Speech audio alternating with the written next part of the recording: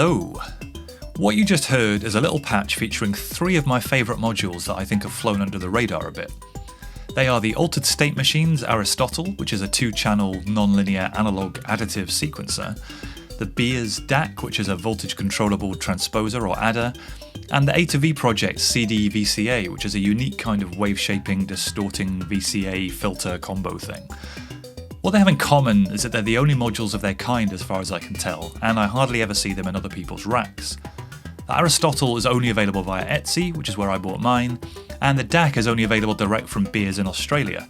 I bought mine pre-assembled, but it's also available as a DIY kit. The cDVCA is sold via retailers, so it's not quite as obscure, and Monotrail already did a great demo of it a couple of years ago, but I wanted to give it a bit of love, as I think it deserves to be better known. For clarity though, this isn't a sponsored video, no one's asked me to do any of this. These modules normally live in my big cases, but to make this video a bit more focused, I thought it might be fun to put them in my palette case with a few other choice modules and build a simple patch from scratch that shows what all three of them can do. If that sounds fun, strap in and I'll walk you through it. First up, I just want to explain the basic idea behind this patch.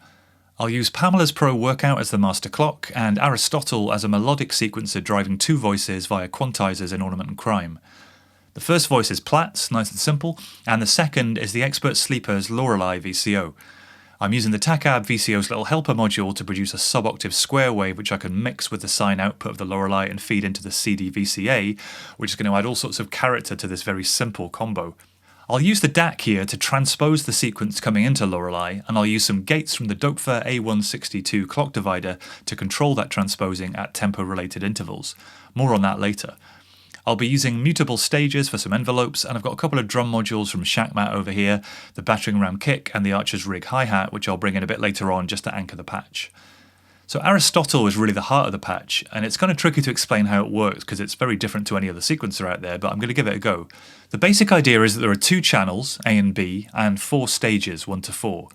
The stages each have a slider to set a voltage for each channel, and each stage can be energized or active on channel A or channel B, but crucially not both at once. The A and B outputs always put out the sum of the voltages set by any sliders that are currently energized on that channel. So if no stages are energized, the output is 0 volts. If 2 stages are energized and their sliders are set to 1 volt and 2 volts, for example, the output will be the sum of those, so 3 volts.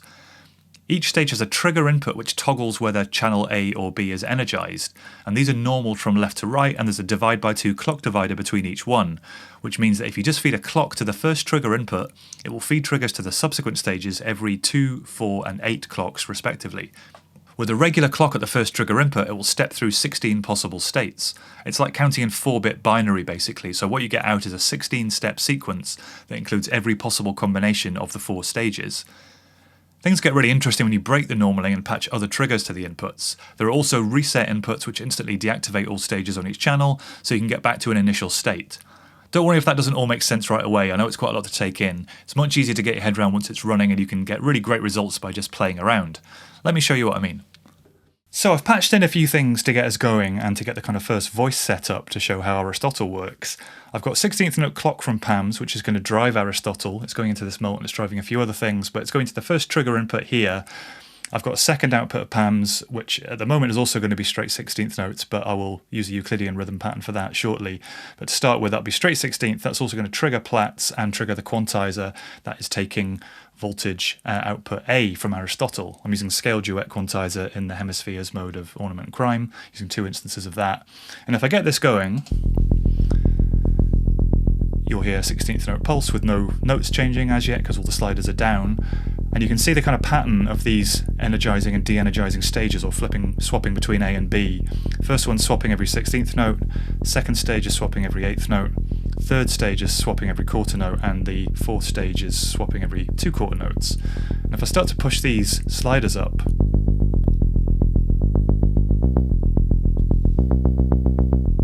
you can hear when that's energized, the pitch is going up.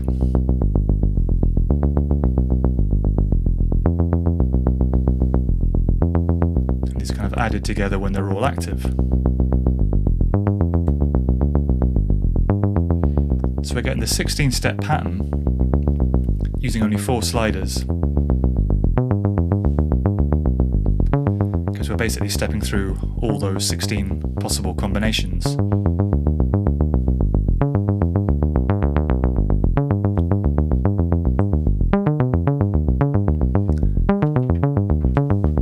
I feed in, let's just, for example, take a divide by 3 from another output of PAMs. Let's go into one of the other trigger inputs with that. That's going to break that normalization and change up this pattern quite a bit.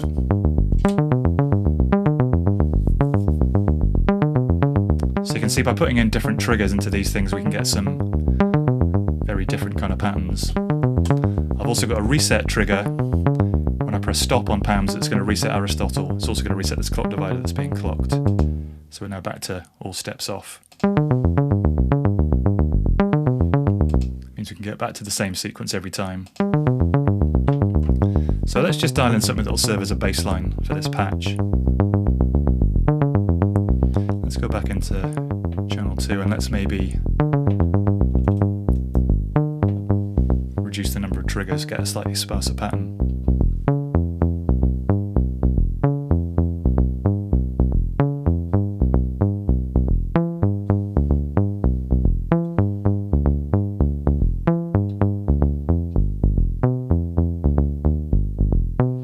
Let's stick with that for now. So let's now move on to the second voice, because I've patched a few more things in, and this is going to make use of the AtoV cDVCA here. Now, I'm not going to go into a huge amount of detail on how this works, because there's already a great video by Monotrail that explains it a bit more, but the basic principle is it uses a Class D amplifier to kind of encode the audio by pulse width modulating a very high frequency square wave. Don't worry if you don't understand all that stuff. The manual's great, there's some good diagrams and stuff in there. All you really need to know is that it basically allows you to create some really interesting, potentially quite harsh square wavy distortion when you bring that ultrasonic encoding frequency down using this frequency control. You can also then control some drive, which affects the character of the sound, and there's a one-pole filter to kind of take some of the harsh edges off, and there's a conventional sort of VCA control in there. Let's just have a listen. I've got the Lorelei sine wave, just a pure sine wave going through this mixer. I've got a sub set up as well, which I'm not going to mix in yet.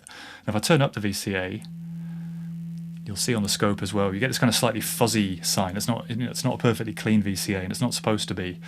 But listen to what happens when we bring this ultrasonic frequency down into the audible range.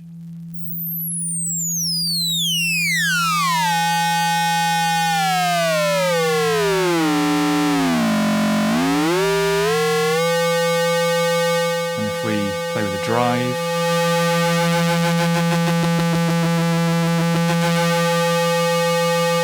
and filter off some of that.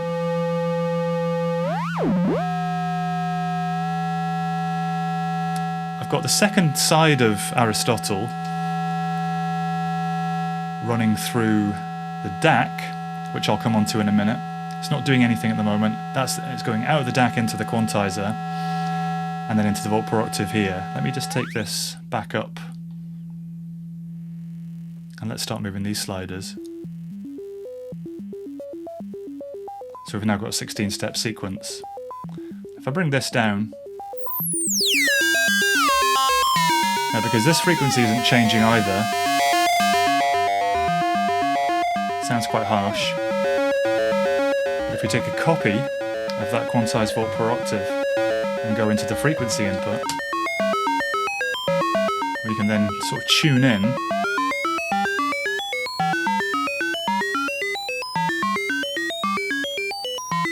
till we get something that sounds a bit more harmonious.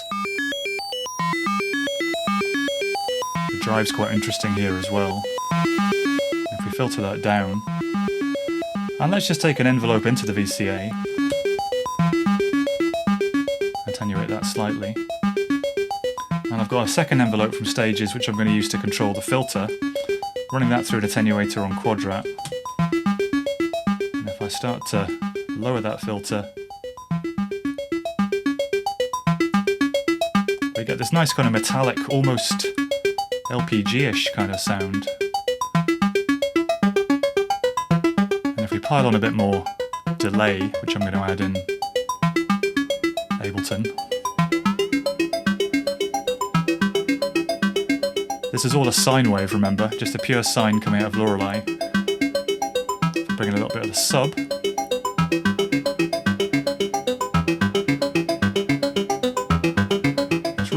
character, kind of metallic, slightly harsh but tamed with that filter.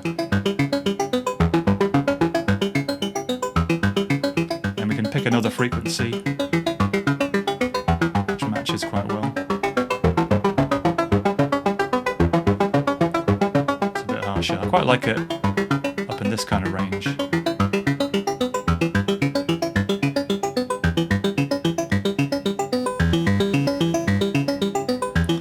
Again, I've got a Euclidean pattern, which I could reduce the number of steps on.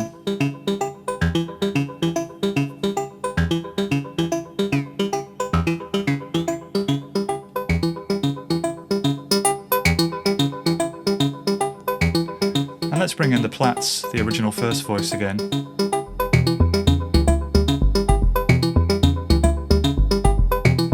So we've got these nice complementary patterns, slightly different trigger patterns, and by playing with these sliders.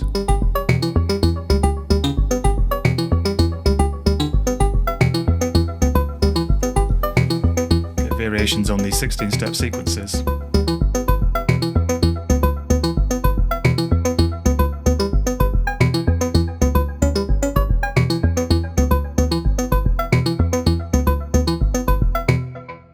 So the final piece of the puzzle, or the third of these modules that I want to demonstrate, is the DAC. So at the moment, the pitch output, or the voltage output of Aristotle is running through here. What the DAC allows us to do with these switches, or these gate inputs, is add a fixed offset voltage to that signal. With nothing at the input, it will just generate those voltages, so you can kind of use it as a sequencer as well by feeding it gates. But in this case, what I'm going to do is I'm feeding this clock divider with the same master 16th note clock from PAMS. And if I take a couple of these slower divisions and go into the +7 and +12, these refer to semitones, by the way. So +12 semitones is an octave, +7 semitones is a perfect fifth. Let's just go into these slower divisions of divide by 32 and 64. I'll take the Plaits voice out again and have a listen to this.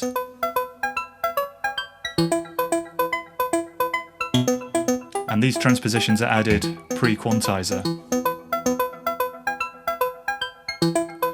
So now that 16-step pattern is going up a fifth, not being changed at all, going up by an octave and a fifth, just an octave, just a fifth.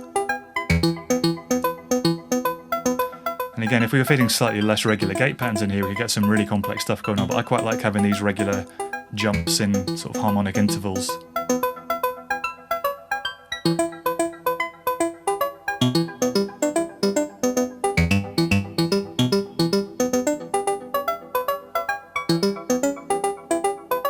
So as a way of instantly kind of making a sequence more interesting, this transposing technique, I really like using it.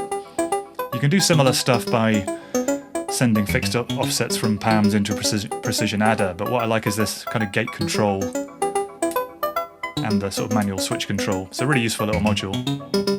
So let's keep that running and patch in a couple of drums. So to round off the patch, I've just patched in a few very simple drum triggers out of PAMS into battering ram and Archer's rig. It's literally just a 4/4 kick drum and a standard kind of 16th note hi-hat pattern with offbeat open hats. Just to kind of anchor this patch together. And let's bring in the other elements again. Here's the bass line.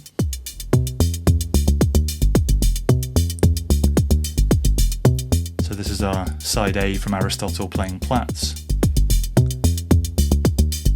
Let's bring in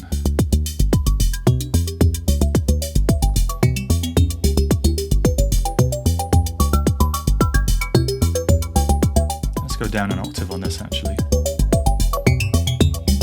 It's because we're getting these octave shifts on the DAC as well.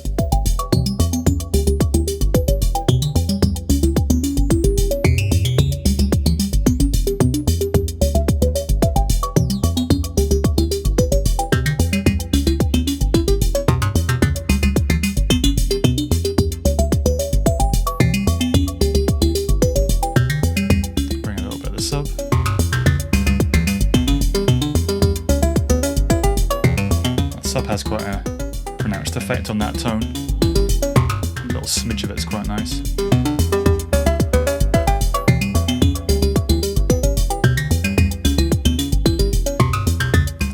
with these sliders a bit.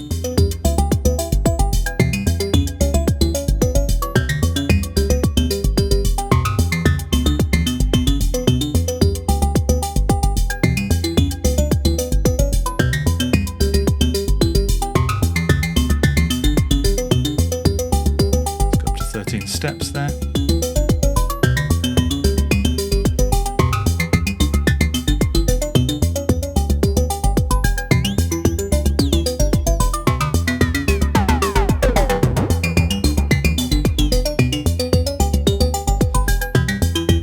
Just to mess things up a bit, let's take one of those irregular clocks again into one of these other triggers.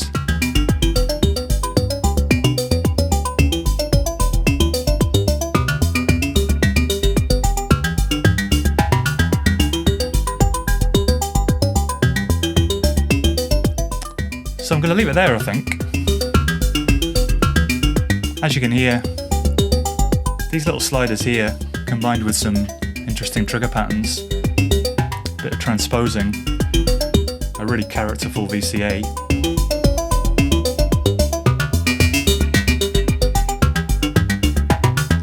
Got a lovely little patch.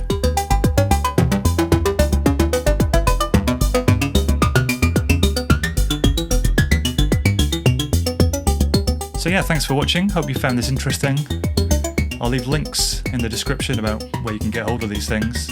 As I say, it's not a sponsored video, just really like these modules. They kind of force me to patch in more interesting, creative ways. If you've enjoyed the video, please do like, subscribe to the channel if you haven't already. Tell your friends, leave a comment, it all really helps. Got some big things in the pipeline, so I'll be back soon. In the meantime, thanks for watching.